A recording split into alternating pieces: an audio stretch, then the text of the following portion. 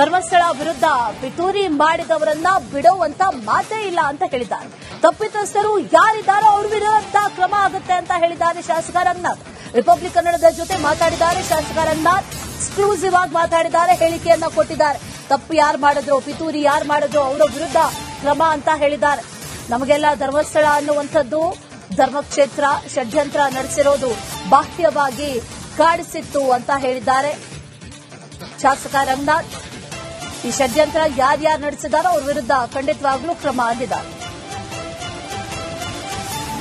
ಧರ್ಮಸ್ಥಳ ಕ್ಷೇತ್ರದ ಬಗ್ಗೆ ಕುತಂತ್ರವನ್ನ ಮಾಡಿದ್ದು 6 ಜನ ಅನ್ನೋದ್ರ ಬಗ್ಗೆ ಈಗಾಗಲೇ ವರದಿಯನ್ನ ಕೊಟ್ಟಿದೆ ಅನ್ನೋ ಮಾಹಿತಿ ಕೂಡ ಇರುವಂತದ್ದು. ಈ ವಿಚಾರದ ಬಗ್ಗೆ ಮಾತನಾಡೋದಕ್ಕೆ ನಮ್ಮ ಜೊತೆಗೆ ಶಾಸಕರು ಇರುವಂತದ್ದು, ರಂಗನಾಥ್ ಅವರು ಇರುವಂತದ್ದು. ಅವರನ್ನ ಕೂಡ ನಾನು ಮಾತಾಡ್ತೀನಿ ಸರ್.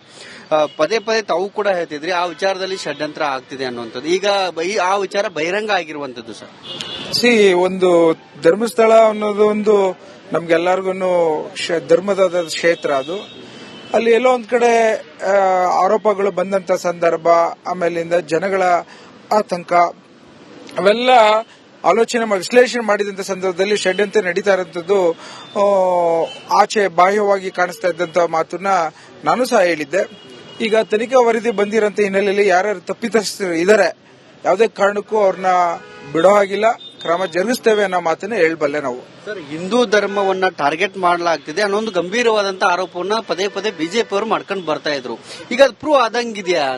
ಅಲ್ಲ, ಯಾವುದೇ ಧರ್ಮಗಳನ್ನ ಅವಹೇಳನ ಮಾಡೋಂಥದ್ದು ಯಾವುದೇ ಕಾರಣಕ್ಕೂ ಕಾಂಗ್ರೆಸ್ ಸರ್ಕಾರ ಬಿಡೋದಿಲ್ಲ ಅನ್ನೋ ಮಾತಿಗೆ ಈ ತನಿಖೆಗಳು ನಡೆಸಿ ಯಾರೇ ಈ ಒಂದು ವಿಚಾರದಲ್ಲಿ ಭಾಗಿಯಾಗೋದಿರನ್ನ 100% ಕ್ರಮವನ್ನು ಜರುಗಿಸಿ ಅವರಿಗೆ ತಪ್ಪಿತಸ್ಥರನ್ನ ಯಾವ ರೀತಿ ಕಾನೂನು ಚೌಕಟ್ಟಲ್ಲಿ ಕ್ರಮ ಜರುಗಿಸಬೇಕು ಅದು ಮಾಡ್ತೇವೆ ಅನ್ನೋ ಮಾತನ್ನು ಹೇಳಬಲ್ಲೆ ನಾನು.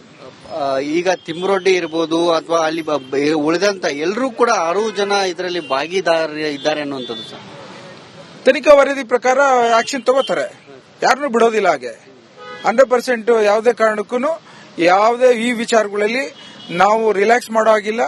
ಅದನ್ನ ಪರಿಪೂರ್ಣತೆಯಲ್ಲಿ ತೆಗೆದುಕೊಂಡು ಹೋಗಂತ ಒಂದು ಏನು ನಮ್ಮ ಸರ್ಕಾರ ಮಾತು ಕೊಟ್ಟಿದೆ ಅದರಂತೆ ಮಾಡ್ತೇವೆ ಅನ್ನೋ ಮಾತನ್ನು ಹೇಳಬಲ್ಲೆ ನಾನು. ಸರ್ಕಾರಕ್ಕೆ ತಾವೇನ್ ಸಲಹೆ ಕೊಡ್ತೀರಿ?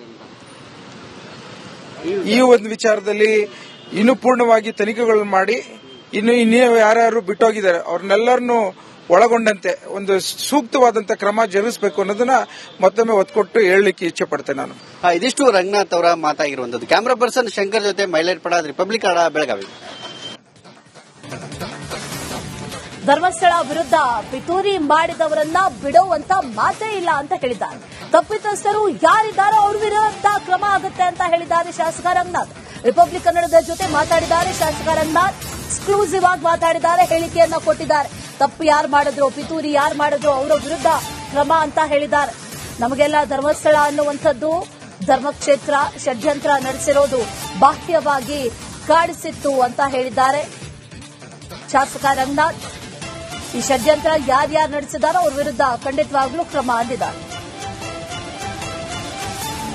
ಧರ್ಮಸ್ಥಳ ಕ್ಷೇತ್ರದ ಬಗ್ಗೆ ಕುತಂತ್ರವನ್ನ ಮಾಡಿದ್ದು 6 ಜನ ಅನ್ನೋದ್ರ ಬಗ್ಗೆ ಈಗಾಗಲೇ ವರದಿಯನ್ನ ಕೊಟ್ಟಿದೆ ಅನ್ನೋ ಮಾಹಿತಿ ಕೂಡ ಇರುವಂತದ್ದು. ಈ ವಿಚಾರದ ಬಗ್ಗೆ ಮಾತನಾಡೋದಕ್ಕೆ ನಮ್ಮ ಜೊತೆಗೆ ಶಾಸಕರು ಇರುವಂತದ್ದು, ರಂಗನಾಥ್ ಅವರು ಇರುವಂತದ್ದು. ಅವರನ್ನ ಕೂಡ ನಾನು ಮಾತಾಡ್ತೀನಿ ಸರ್. ಪದೇ ಪದೇ ತಾವು ಕೂಡ ಹೇಳ್ತಿದ್ರಿ ಆ ವಿಚಾರದಲ್ಲಿ ಷಡ್ಯಂತ್ರ ಆಗ್ತಿದೆ ಅನ್ನುವಂಥದ್ದು. ಈಗ ಆ ವಿಚಾರ ಬಹಿರಂಗ ಆಗಿರುವಂತದ್ದು ಸರ್. ಒಂದು ಧರ್ಮಸ್ಥಳ ಅನ್ನೋದು ಒಂದು ನಮ್ಗೆಲ್ಲರಿಗೂ ಧರ್ಮದ ಕ್ಷೇತ್ರ. ಅದು ಅಲ್ಲಿ ಎಲ್ಲೋ ಒಂದ್ ಕಡೆ ಆರೋಪಗಳು ಬಂದಂತ ಸಂದರ್ಭ, ಆಮೇಲಿಂದ ಜನಗಳ ಆತಂಕ, ಅವೆಲ್ಲ ಆಲೋಚನೆ ವಿಶ್ಲೇಷಣೆ ಮಾಡಿದಂತ ಸಂದರ್ಭದಲ್ಲಿ ಷಡ್ಯಂತ್ರ ನಡೀತಾ ಇರುವಂತದ್ದು ಆಚೆ ಬಾಹ್ಯವಾಗಿ ಕಾಣಿಸ್ತಾ ಇದ್ದಂತ ಮಾತನ್ನ ನಾನು ಸಹ ಹೇಳಿದ್ದೆ.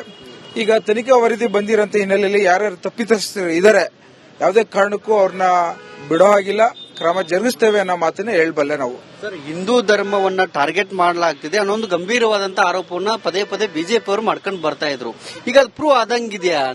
ಅಲ್ಲ, ಯಾವುದೇ ಧರ್ಮಗಳನ್ನ ಅವಹೇಳನ ಮಾಡೋಂಥದ್ದು ಯಾವುದೇ ಕಾರಣಕ್ಕೂ ಕಾಂಗ್ರೆಸ್ ಸರ್ಕಾರ ಬಿಡೋದಿಲ್ಲ ಅನ್ನೋ ಮಾತಿಗೆ ಈ ತನಿಖೆಗಳು ನಡೆಸಿ ಯಾರೇ ಈ ಒಂದು ವಿಚಾರದಲ್ಲಿ ಭಾಗಿಯಾಗೋದಿರನ್ನ 100% ಕ್ರಮವನ್ನು ಜರುಗಿಸಿ ಅವರಿಗೆ ತಪ್ಪಿತಸ್ಥರನ್ನ ಯಾವ ರೀತಿ ಕಾನೂನು ಚೌಕಟ್ಟಲ್ಲಿ ಕ್ರಮ ಜರುಗಿಸಬೇಕು ಅದು ಮಾಡ್ತೇವೆ ಅನ್ನೋ ಮಾತನ್ನು ಹೇಳಬಲ್ಲೆ ನಾನು.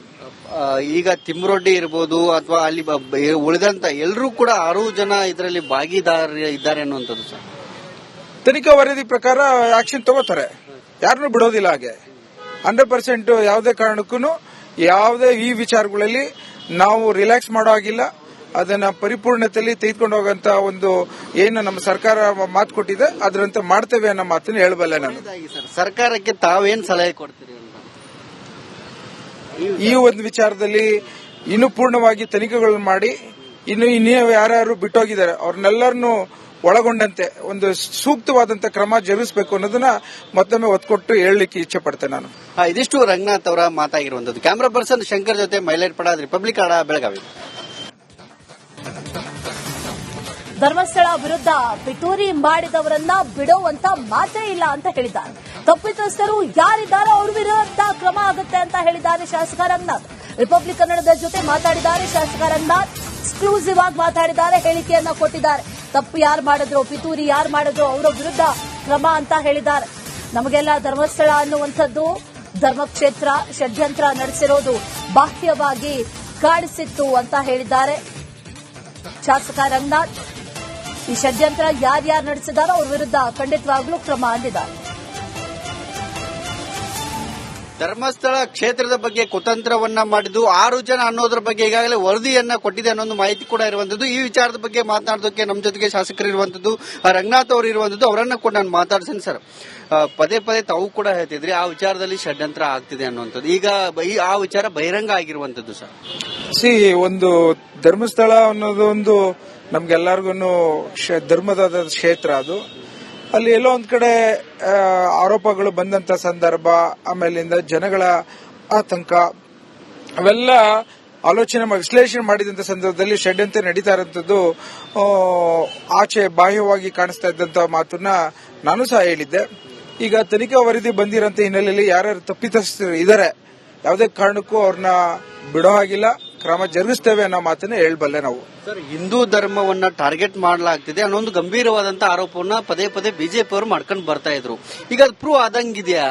ಅಲ್ಲ, ಯಾವುದೇ ಧರ್ಮಗಳನ್ನ ಅವಹೇಳನ ಮಾಡೋಂಥದ್ದು ಯಾವುದೇ ಕಾರಣಕ್ಕೂ ಕಾಂಗ್ರೆಸ್ ಸರ್ಕಾರ ಬಿಡೋದಿಲ್ಲ ಅನ್ನೋ ಮಾತಿಗೆ ಈ ತನಿಖೆಗಳು ನಡೆಸಿ ಯಾರೇ ಈ ಒಂದು ವಿಚಾರದಲ್ಲಿ ಭಾಗಿಯಾಗೋದಿರನ್ನ 100ಕ್ಕೆ 100 ಕ್ರಮವನ್ನು ಜರುಗಿಸಿ ಅವರಿಗೆ ತಪ್ಪಿತಸ್ಥರನ್ನ ಯಾವ ರೀತಿ ಕಾನೂನು ಚೌಕಟ್ಟಲ್ಲಿ ಕ್ರಮ ಜರುಗಿಸಬೇಕು ಅದು ಮಾಡ್ತೇವೆ ಅನ್ನೋ ಮಾತನ್ನು ಹೇಳಬಲ್ಲೆ ನಾನು.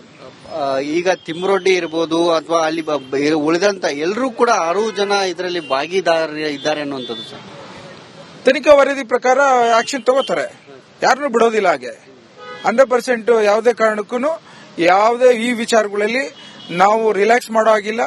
ಅದನ್ನ ಪರಿಪೂರ್ಣತೆಯಲ್ಲಿ ತೆಗೆದುಕೊಂಡು ಹೋಗಂತ ಒಂದು ಏನು ನಮ್ಮ ಸರ್ಕಾರ ಮಾತು ಕೊಟ್ಟಿದೆ ಅದರಂತೆ ಮಾಡ್ತೇವೆ ಅನ್ನೋ ಮಾತನ್ನು ಹೇಳಬಲ್ಲೆ ನಾನು. ಸರ್ಕಾರಕ್ಕೆ ತಾವೇನ್ ಸಲಹೆ ಕೊಡ್ತೀರಿ ಅಂತ ಈ ಒಂದು ವಿಚಾರದಲ್ಲಿ ಇನ್ನೂ ಪೂರ್ಣವಾಗಿ ತನಿಖೆಗಳನ್ನು ಮಾಡಿ ಇನ್ನೂ ಯಾರ್ಯಾರು ಬಿಟ್ಟೋಗಿದ್ದಾರೆ ಅವ್ರನ್ನೆಲ್ಲರನ್ನು ಒಳಗೊಂಡಂತೆ ಒಂದು ಸೂಕ್ತವಾದಂತ ಕ್ರಮ ಜರುಗಿಸಬೇಕು ಅನ್ನೋದನ್ನ ಮತ್ತೊಮ್ಮೆ ಒತ್ತು ಕೊಟ್ಟು ಹೇಳಲಿಕ್ಕೆ ಇಚ್ಛೆ ಪಡ್ತೇನೆ ನಾನು. ಇದಿಷ್ಟು ರಂಗನಾಥ್ ಅವರ ಮಾತಾಗಿರುವಂತದ್ದು. ಕ್ಯಾಮರಾ ಪರ್ಸನ್ ಶಂಕರ್ ಜೊತೆ ಮೈಲೈಟ್ ಪಡಾದ್, ರಿಪಬ್ಲಿಕ್ ಕನ್ನಡ, ಬೆಳಗಾವಿ.